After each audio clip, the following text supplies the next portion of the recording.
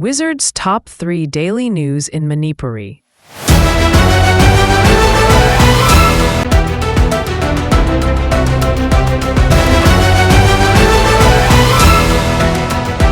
Private school da mathau tawriba employees singi hak authority na lisang sitna namsinduna thambagi thawong satharabra education haibisi sendong yaudana mairoi singda fanghangadabani haina leirabasu leibak asidadi education haibisina kwaidagi sendong leiba business ama oina launari masida kanaba fanglibasi school likhaliba kangbu kaktani private school mathau tawriba oja singi apikpa thagi talab masagi humang taithokpa nangdana tabak swali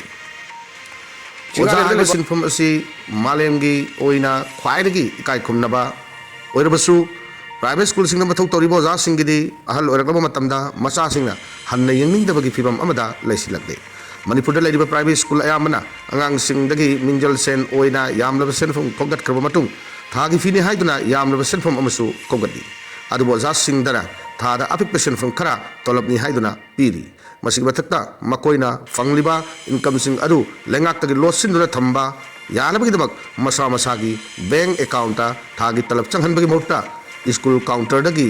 queue lepna thagi talab lohan bagi thabak chathaba school khara sulai tabanate hiram asiga mari lena pawsi da khumjaluba pawgi matungna Manipurgi maming leiraba school namada chahi kuntra hen oja oiduna leiraklaba mioi amana pawdam lakpada wajani haibagi miyamna ikai khumnabiba adu khaktamak mangai reherki thage apikpa senfam asina imung punabo honabada adukimatik awaba kamayoknari masigi sumathakta school gi maikai dagi bank account talab changhan dabana karigumba ana yegyaurok matamda bank tagi loan lobagi khudong sabasu fangdari lengakna private school singda mathau tawriba singi employee providence fund EPF chatna hannaba khanghan khabasu school linkaliba singna khangsin nadana tumina laisili ahal oiraklaba matamda oja singi sinfamdagi potharabada tungi lambi ama semjarba yanabagi damakta thambigada EPF adu school linkatliba singi maikai dagi serfam khara putoktaba yaroi khanbadagi tuminna namsinduna thambikri masing mathakta oja singi thagi phi thiba amadi mingchanma matamda sel sing bank ta thihande school gi counter da oina thialli karigumba asigumba kaya asina private school singda mathau dingthina tawjariba oja singidi tungi laiba kari thokani tammangamdana lairi haina phongdorakki Manipur gi maming leiraba school khara da fauba makoi gi thagi income lengak tagi losin na bahona bada asigumba thabak thoram chatharakpa asina Manipur da leiraba private school ayambada thawong asi chatharam loi haiba ngamde lengak na lising ani kunmari da gadget notification thokibadi Manipur private school regulation and registration rule 2024 gi manungda private school amada ngakna chatkadaba chana kanglon singi manungda oja singi thagi talab masagi bank account changhanba amadi mairoi singna admission amadi thagi phithi matamda school gi bank account singda deposit tawduna thiangadabani haiba kaknaba rule yaude hairiba gadget notification asida private school da mathau tawriba singi thagi talab lenga ki employees singda piriba thagi talab tagi chang tadana pigadabani hani yaude adubu pumnam ki ona tainabada haidru manari yomlaba senfamna thagi talab oir piri lenga na thokiba gadget notification asigi mayokta private school gi maikai dagi akarma mongda yenglakkiba sulai khari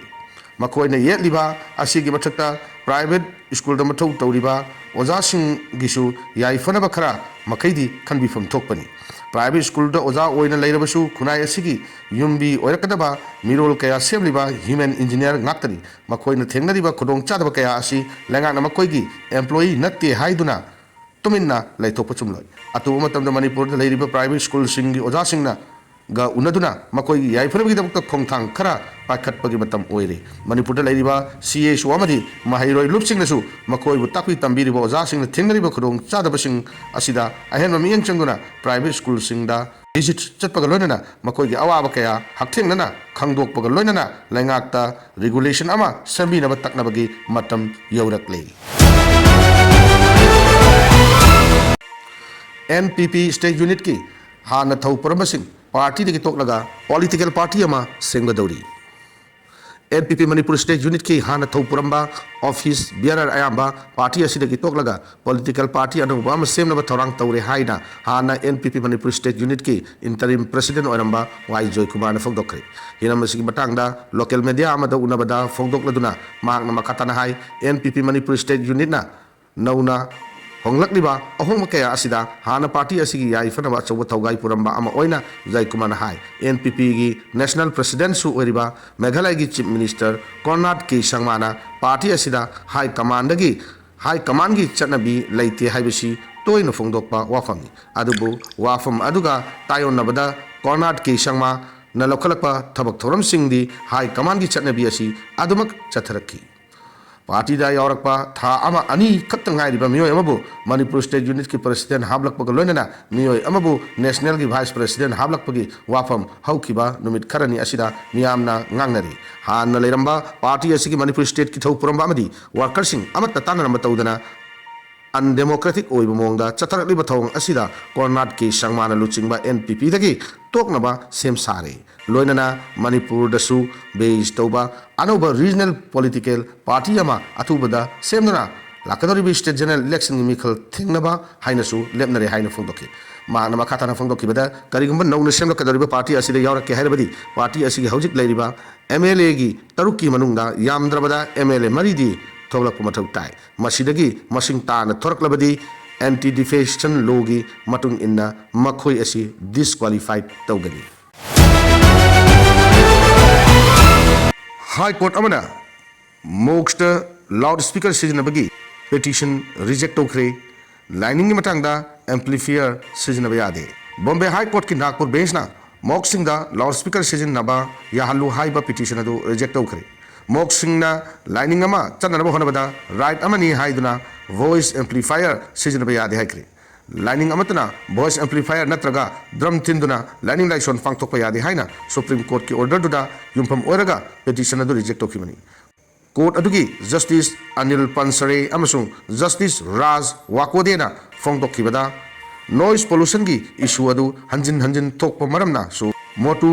cognizance ama hiram aduga mari lainana lokatuna Maharashtra lengakta akakdaba amadi thabak oina mapung fana pangthokpa yaba solution ama puraknaba khanghanki court aduna Gondia district laiba Masjid Gosiagi Maikaidagi Tangalakpa petition amada makoina lai kurma matamda loudspeaker sijraba hallo haiba petition adu December amada thokiba order amana dismiss tokibani petitioner ki maikaidagi loudspeaker sijinaduna lining license pangthokpa adu tangai fadabani maru oibani haina aiba chechang amatta uthokpa ngamlaktaba adusu note tauki maramaduna petitioner adubu right ama oina loudspeaker haptuna lining license pangthoke haiba adu court na yakidabani hiram sing adu yengnaga court na petition adu dismiss tokibani Bombay High Court ki Nagpur branch Supreme Court na mamangda pass tokhiba judgment aduda lining amata lining license pangthokpa matamda atopagi tangdu leitaba filmda ayet pa piroidabani haiba wafam adusu panki haina pawsin makhatari